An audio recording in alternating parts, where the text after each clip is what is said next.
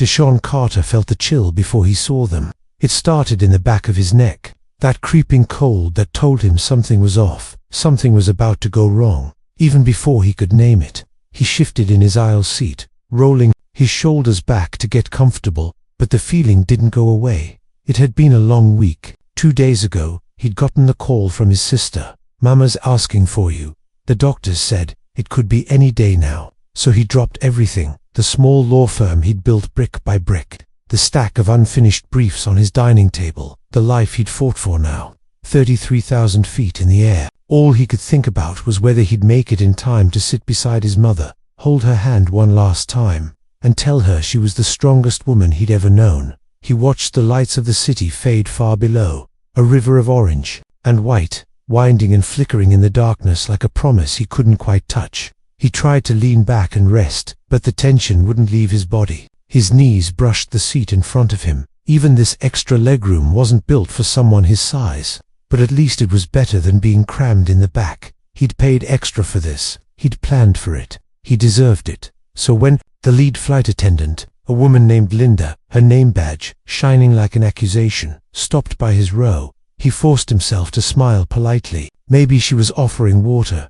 maybe snacks, something normal, but her smile was tight, practiced, the kind that turned your stomach. "Sir, I'm going to need you to switch seats." Deshaun stared at her, a beat too long. "Sorry, there's a young lady who's uncomfortable sitting back there. She'd like to sit here. She's feeling a bit of anxiety." He followed her eyes over her shoulder.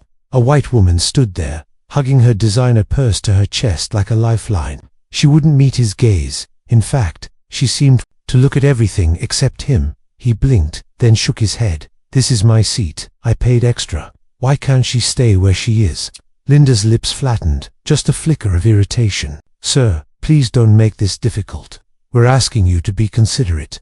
The young lady feels uncomfortable, and it would really help her anxiety if she could have your seat." From the corner of his eye, he saw the heads in the rows. A head tilt back, just a little. Passengers pretending not to listen but obviously drinking in every word. Deshaun's voice caught in his throat. He could hear his mother's voice in his memory, calm and firm. "Don't let them decide you're less than, baby. Not ever." "Why me?" he asked. Quieter this time. "Why not ask someone else? There's a middle seat open over there, or an aisle, or—" Linda interrupted him, her patience clearly wearing thin. "Sir, this is not a negotiation. She would like to sit here. Please gather your things." He felt his chest tighten, a mix of disbelief and something older, that old, familiar burn of humiliation that he'd thought he'd left behind when he got his law degree, when he bought his first suit, when he won his first big case against a corporation that thought he'd roll over just because he was a black man from the South Side. "No," he said, his voice steady but his hands trembling slightly on the armrests. "I'm not moving. I'm not giving up my seat." The woman with the purse shifted from foot to foot, glancing back down the aisle. Another flight attendant joined Linda, this one younger, his face pink and uncertain. He didn't speak, just hovered like backup muscle. Double quotes. "Sir, if you refuse, you're going to cause a scene," Linda said, her tone icy now. "We'd prefer not to involve the captain, but we will if we have to." Deshaun's eyes flicked to the overhead lights, then back to the faces gathering just past the row. He noticed a middle-aged white man 2 rows up, peering over his glasses, an older black woman across the aisle watching, her lips pressed together in a thin line. A teenage girl nudged her mum and whispered, "What did he do?" That was always the question, wasn't it? What did he do? "I'm not making a scene," Deshaun said, though he could hear the edge creeping into his voice. "I paid for this seat. I'm not moving because she's uncomfortable. She can be uncomfortable somewhere else." Linda's face twitched. She glanced at the other attendant, who leaned down to murmur in her ear. "Sir," Linda said again, her voice like a blade, "I'm asking you one last time. If you do not switch seats, we'll be forced to take action when we land." His laugh was sharp and humorless. "Action over what?" "You're going to call the police because I won't give up the seat I paid for." Her eyes narrowed. "Don't escalate, sir. Cooperate." It was that word, cooperate, that pushed him past the point of swallowing it. He thought of his mother again, her hands, worn from cleaning other people's homes so her children could have something better, her back bent from years of being told cooperate. Whenever she dared ask for what she'd earned, his hands trembled as he reached into his pocket and pulled out his phone.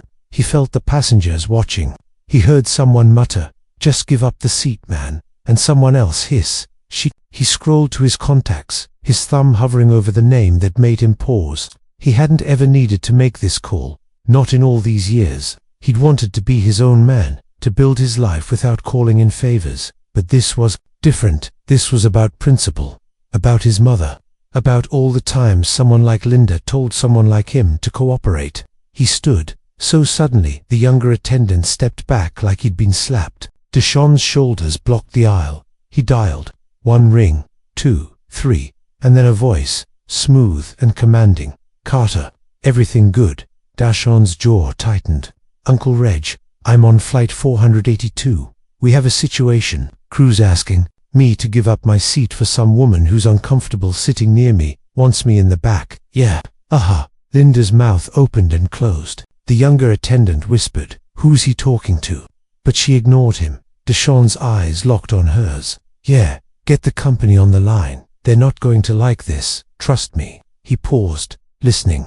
"No, don't wait. Get the operations director. I want them to hear exactly what's happening while I'm up here being told to move." Someone gasped. A hush fell over the rows as the word operations director rippled down the aisle. The teenage girl sat bolt upright, eyes wide. The older black woman's lips curved into the faintest smile. "Who was that?" Linda snapped, her professional mask slipping for the first time. Deshawn slipped the phone into the crook of his shoulder, crossed his arms, and said calmly, "My uncle. He's part of the board. For this airline, I'm guessing you'll be getting a call in about 5 minutes. I suggest you get your story straight."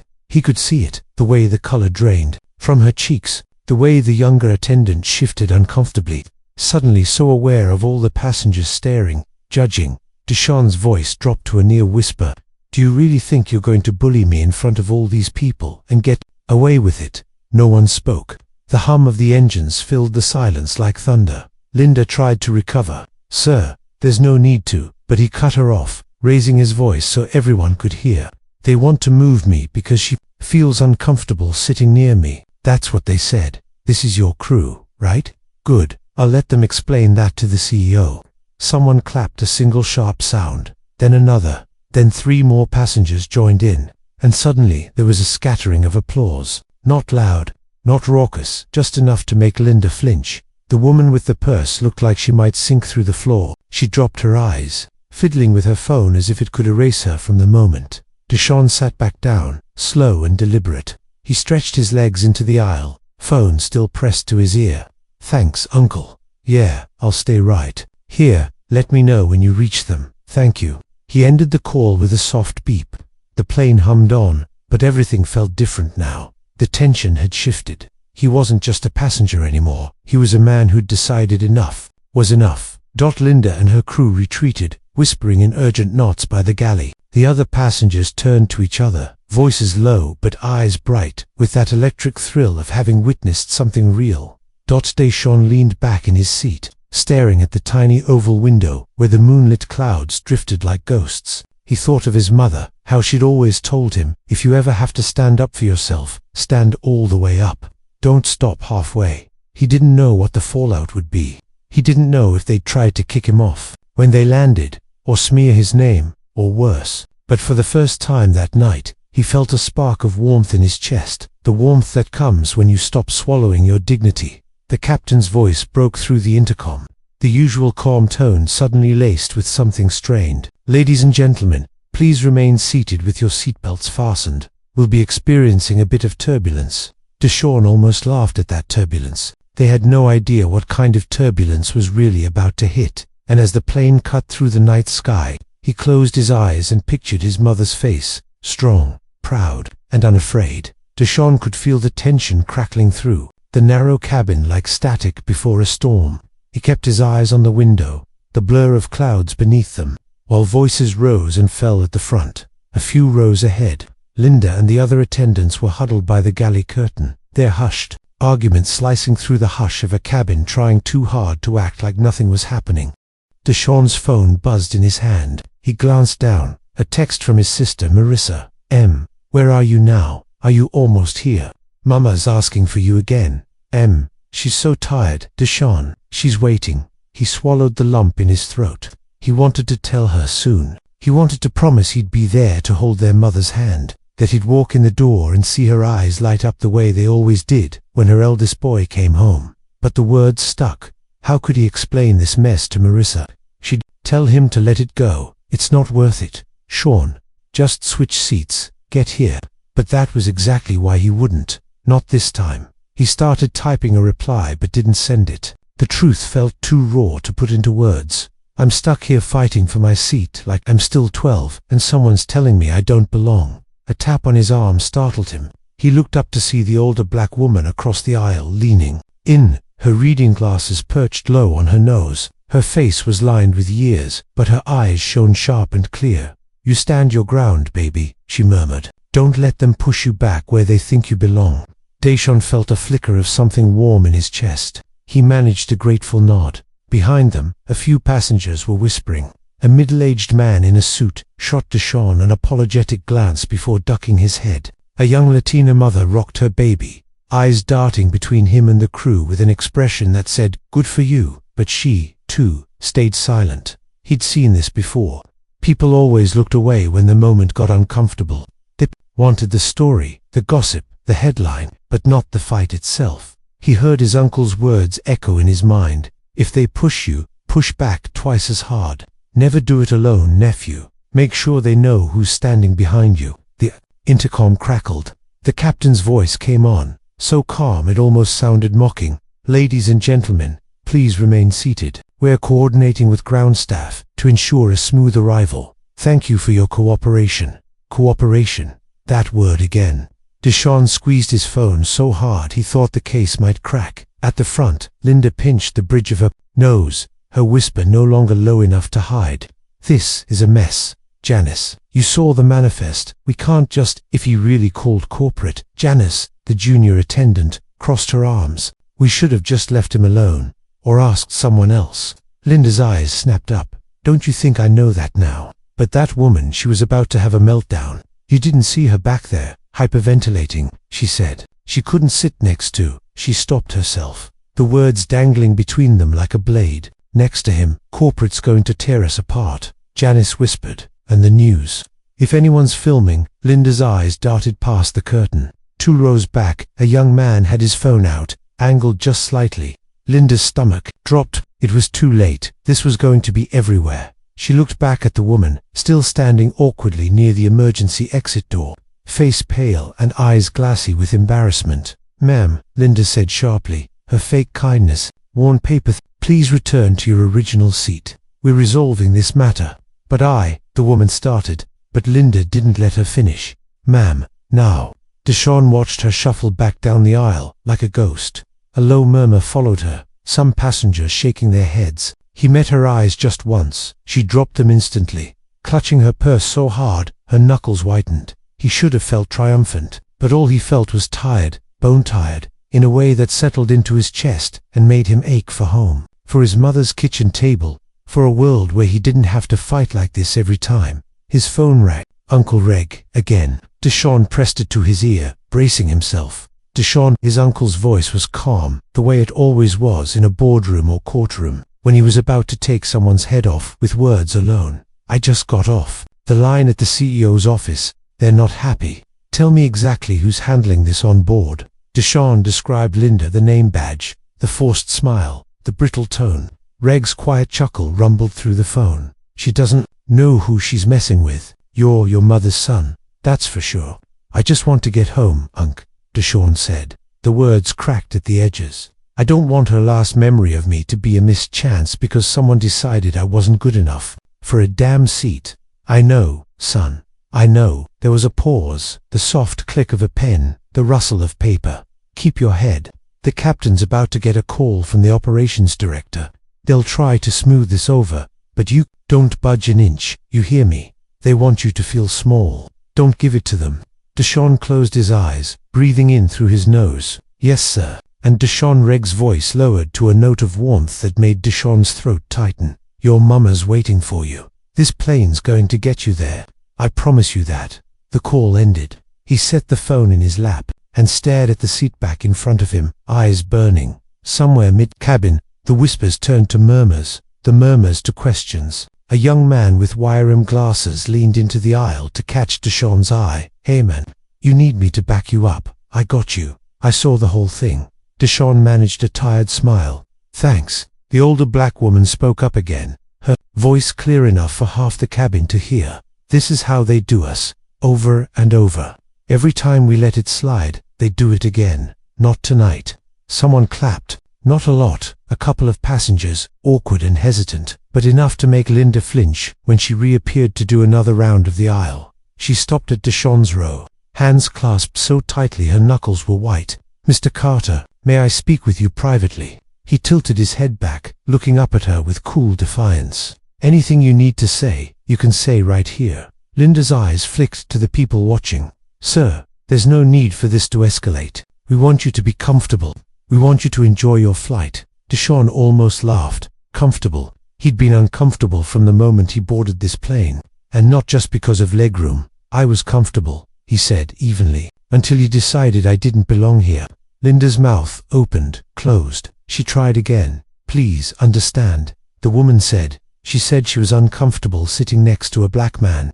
"Let's not dance around it." Linda, a gasp. From a few rows up, someone's phone camera clicked, the tiny shutter sound echoing like a gunshot. Linda flinched. "Sir, we'll be issuing you a full refund, and extra miles for your next trip. We'd appreciate your cooperation." That word again, like poison on her tongue. Deshawn leaned back, crossing his arms. "Keep your refund. I'm staying in my seat, and I want a written apology for every single word that's happened tonight."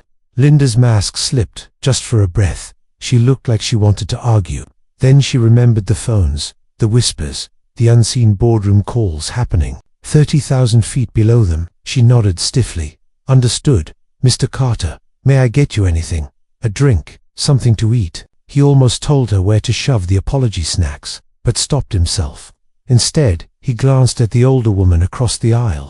She smiled at him, proud and fierce. "I'll take a ginger ale," he said, "and some peace and quiet until we land." As Linda walked away, Deshawn exhaled, shoulders sagging as the adrenaline slowly drained out of him. He checked his phone, a new text from Marissa M. "She's asking if you're close. Keep mumbling your name. M.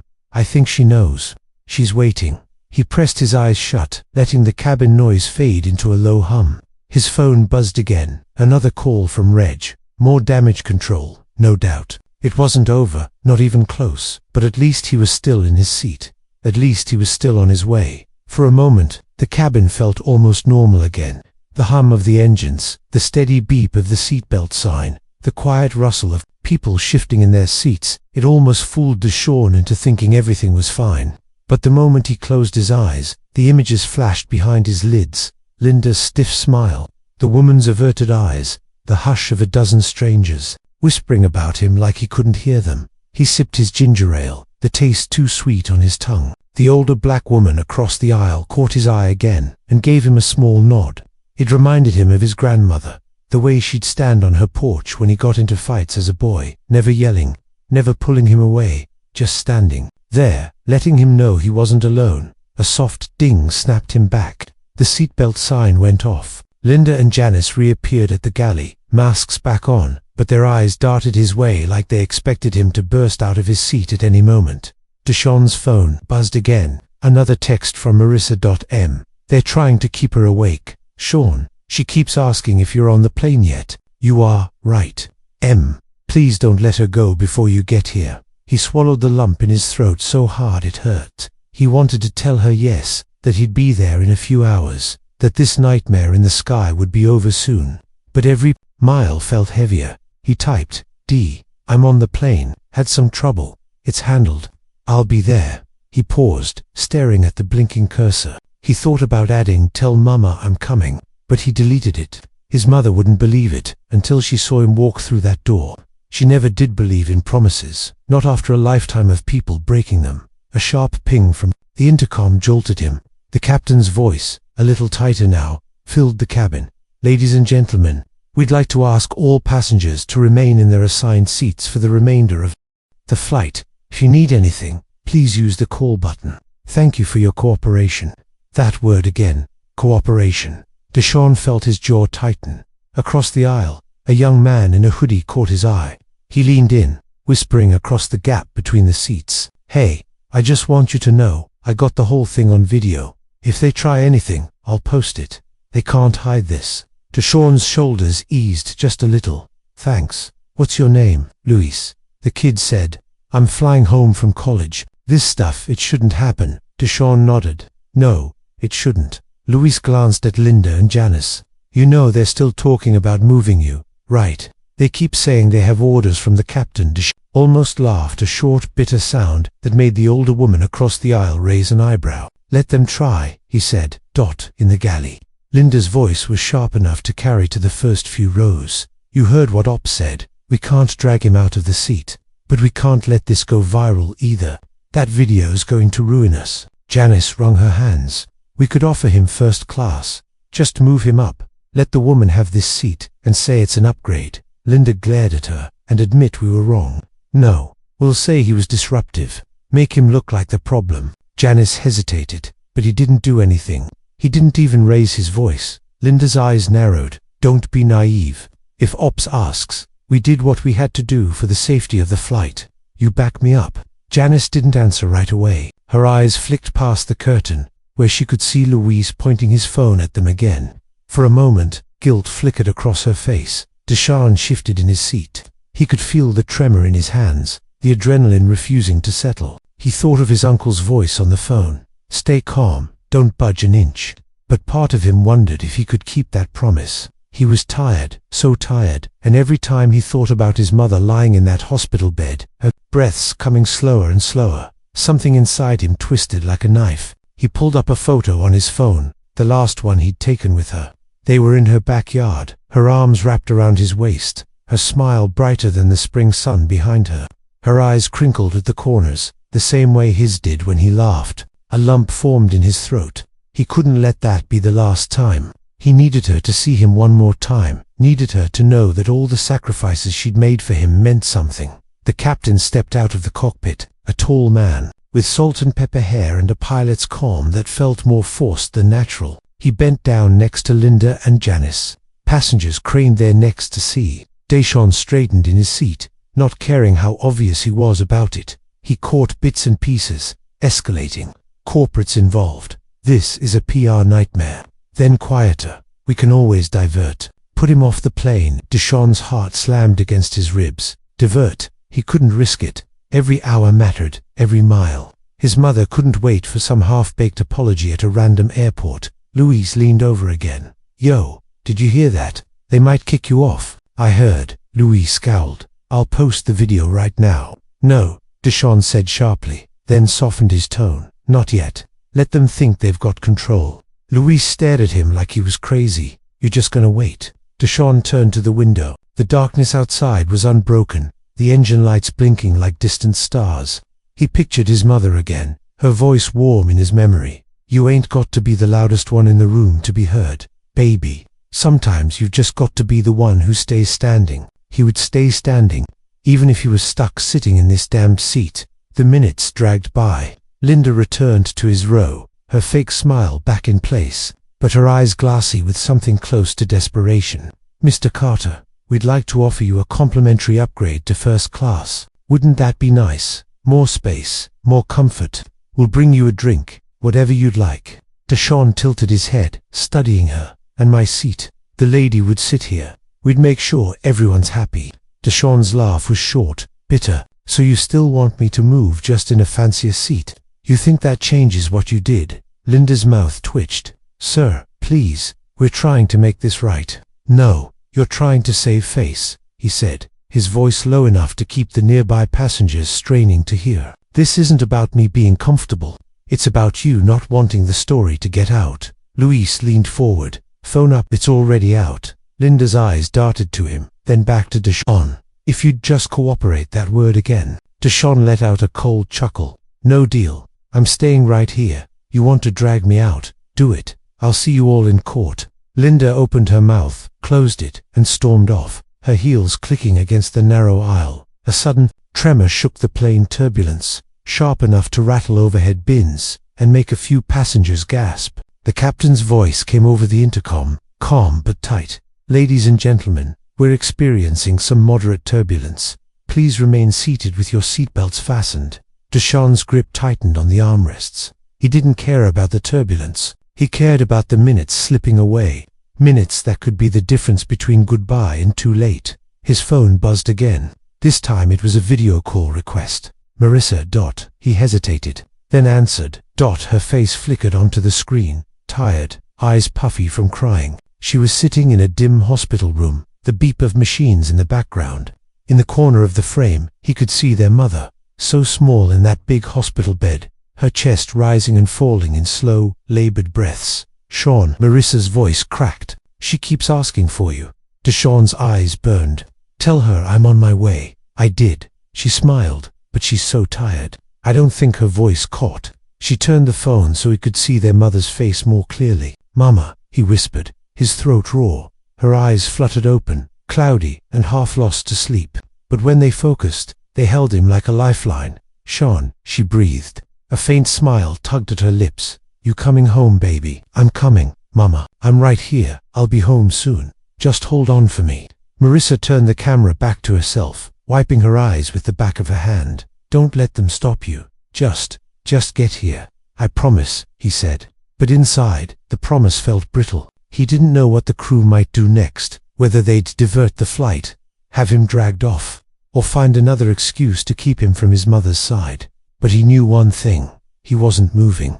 He wasn't backing down. As the call ended, Deshawn looked up to find a dozen eyes on him, some full of pity, others wide with something like respect. The older woman across the aisle reached over, laying her wrinkled hand on top of his. You're gonna make it home, she said softly, her voice steady as stone. They can't stop you now. Too many of us watching. For the first time that night, Deshawn let out a real breath, shaky, but real. He wasn't alone. Not anymore. Outside, the night sky rolled on, a blanket of clouds beneath the plane's belly. Somewhere below, a mother waited to see her son one last time. Inside, a fight was far from over, but Deshawn Carter, son, brother, lawyer, and fighter, would not give up his seat. Not tonight, not ever. Deshawn sat stiff in his seat, staring down at his trembling hands. The echoes of his mother's weak voice clung to him, more powerful than the jet engines roaring outside. He forced his shoulders back, lifted his chin, and felt the sting of tears that refused to fall. Not here, not in front of them. He glanced up to find the older black woman, Miss Geneva. He'd learned her name was still watching him with that quiet, unflinching strength. She didn't say anything now. She just gave him a nod that said, "You're not alone, baby." A ripple of murmurs rolled through the rows as Linda and the captain emerged from the galley once again.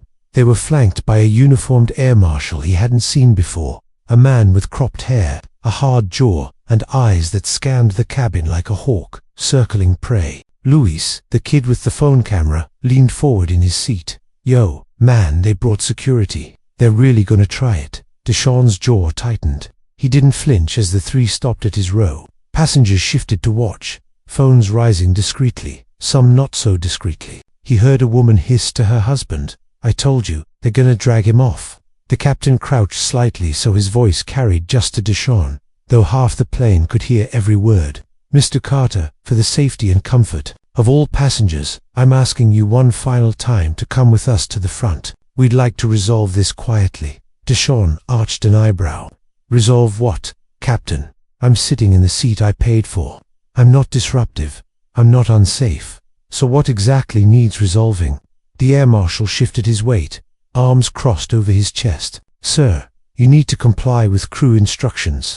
Failure to do so could lead to removal from the aircraft." The word removal hit him like a slap. He felt his pulse thunder in his temples. He thought of his mother's frail face, her voice calling his name. "Not now, not when I'm so close." Miss Geneva sat up straighter across the aisle. "Excuse me, officer, he's done nothing wrong. I saw the whole thing. You ought to be removing the woman who said she couldn't stand sitting by him, not him." "Ma'am," the marshal said curtly, "please stay out of this." "Oh, I don't think so," Miss Geneva shot back, her voice gaining volume. "I've seen too many of these moments in my 72 years. I won't be quiet now." Down the hallway, their footsteps echoing on the shiny floor. The room smelled like antiseptic and the humming breath of machines. Deshawn's heart lurched when he saw his mother lying there, smaller than he'd ever seen her, a beautiful, woman worn down to skin and bone, her once bright eyes closed, her hair wrapped in a patterned scarf. He stepped closer, the knot in his chest unraveling into a raw ache. He took her hand, cold, papery, but alive. "Mama," he whispered, brushing his thumb over her knuckles, the way she used to do for him when he was little. "I'm here. Your boy's home." Her eyes fluttered open, and for a moment he saw her, really saw her, shining through the haze of pain and medicine. "Sean," she rasped. Her lips cracked into a faint smile. "Always so stubborn. Just like your daddy." He let out a quiet laugh, tears slipping down his cheeks. "Guess I am. You taught me that. Remember, never let them push you around." She tried to chuckle, but it came out as a soft wheeze. Did you fight good?" He nodded, forehead pressed to her hand. "I did, Mama. I stood my ground. You'd have been proud." "I am proud," she breathed, her eyes drifting half-shut. "Proud of my boy. Strong. Good." He squeezed her hand tighter, willing her to stay. "I love you, Mama. Don't go yet. Just stay with me a little while." She blinked slow, her chest hitching. You know I'm always with you, baby. Doesn't matter where I go." Marissa's hand settled on his shoulder, grounding him when he felt like he might float away. The machines beeped softly, a cruel reminder that nothing he said could stop time. His mother's breathing grew shallower, her lips moving around words he could barely catch. "You, keep fighting. For you, for all of us. I promise," he choked out. "I promise, Mama." Her fingers twitched around his, the faintest squeeze, and then her eyes closed. One last breath, fragile and fleeting, then silence. Deshawn felt his whole body sag, his forehead pressing to the back of her hand.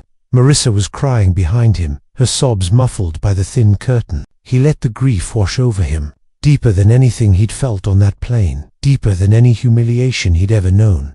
But under it, too, was something else, something fierce, burning through the ache. A promise kept, a vow forged. He stayed like that for what felt like hours, whispering old childhood prayers, stories, and promises to the mother who had given him the strength to stand tall when the world tried to knock him down. When he finally stepped out of the room, the hallway was strangely still. Marissa leaned against the wall, dabbing at her eyes with a tissue.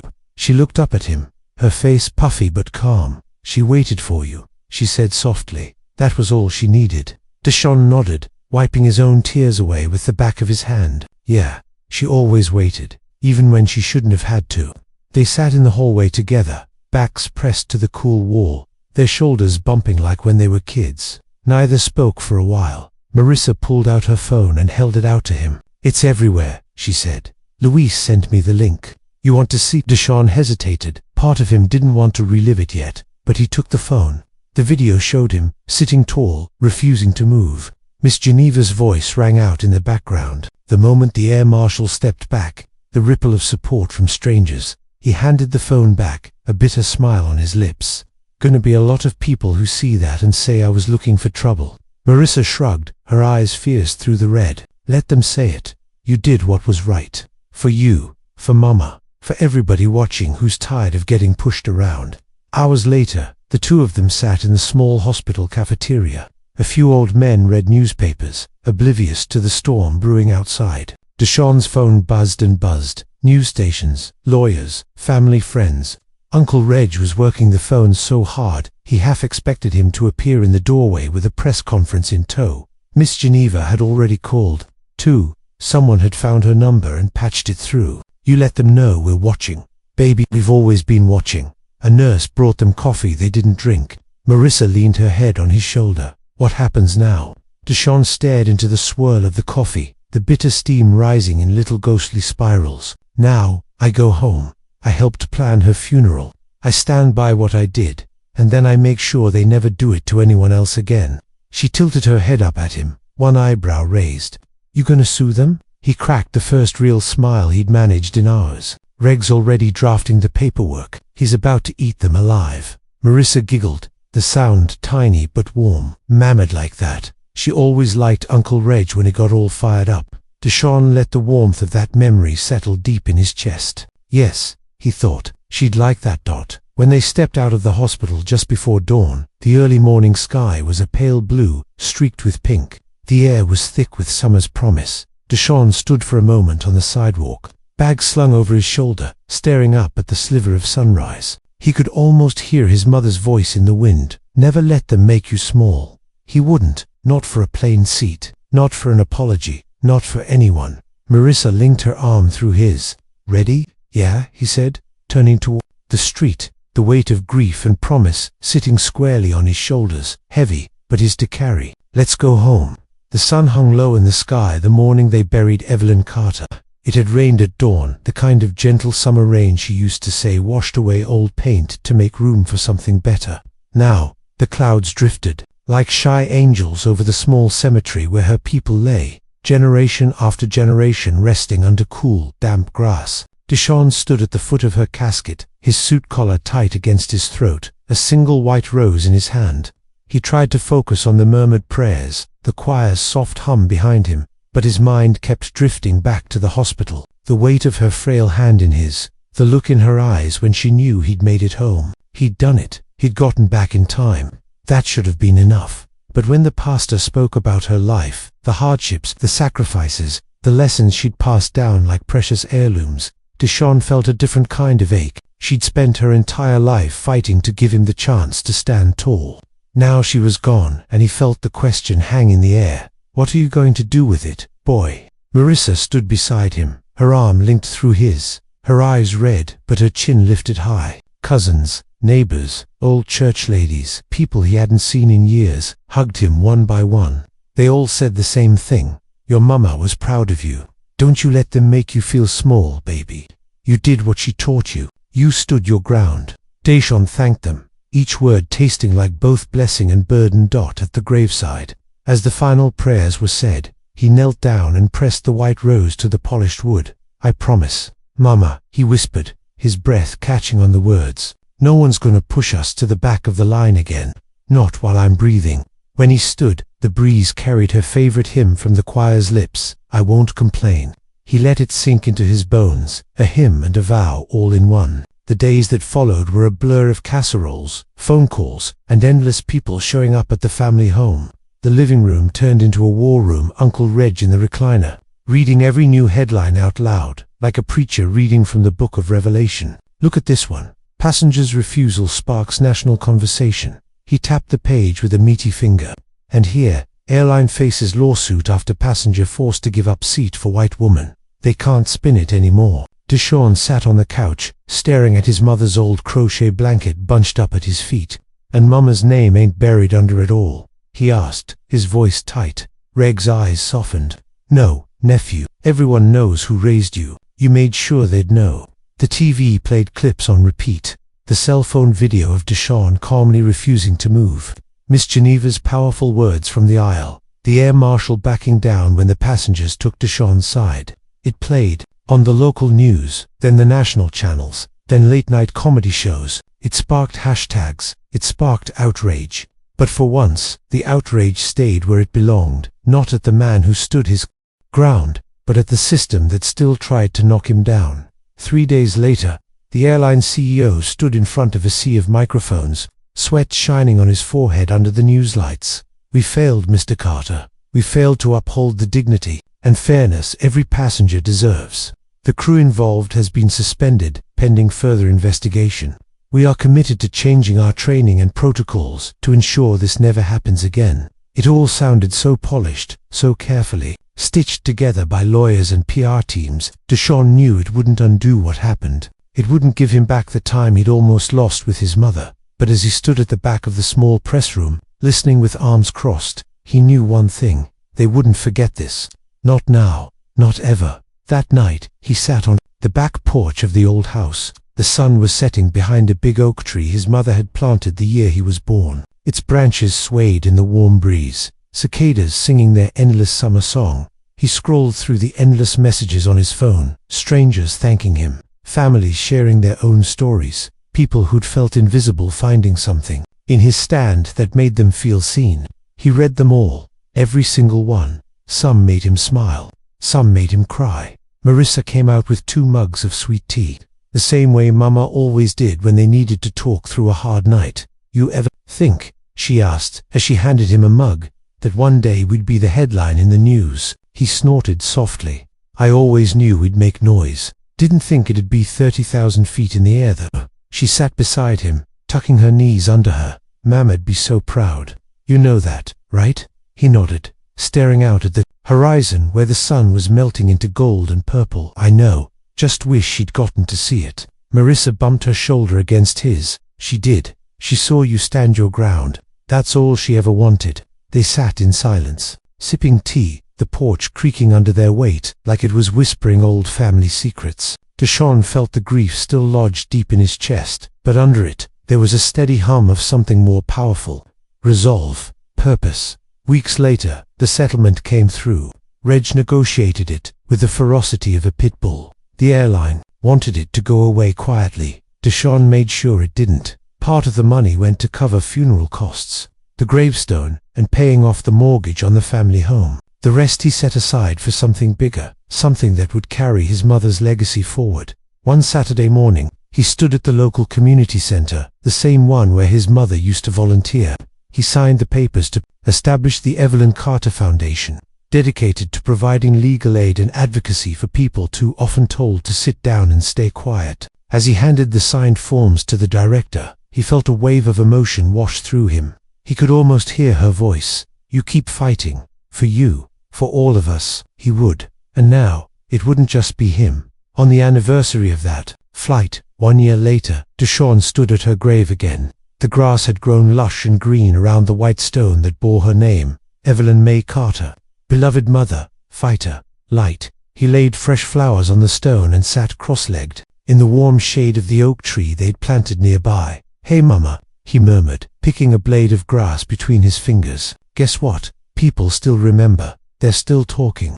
We've got families who come to the foundation office every week. People who thought nobody would stand up for them. He chuckled under his breath. And that airline, they're still doing damage control. They'll be doing it forever. But we're doing more. We're making sure the next kid who gets told to move, just because of who they are, they won't be alone. The breeze rustled the branches overhead. He closed his eyes and let it wash over him, a quiet, steady reminder that he was not small, not when he carried her voice inside him. He stood up, brushing dirt from his pants, and pressed his palm against her name. Thank you, Mama, for teaching me how to stay standing. As he walked back toward the street, the sun shone through the oak's wide branches, a crown of light above the gravestone, bright and unbroken. The end.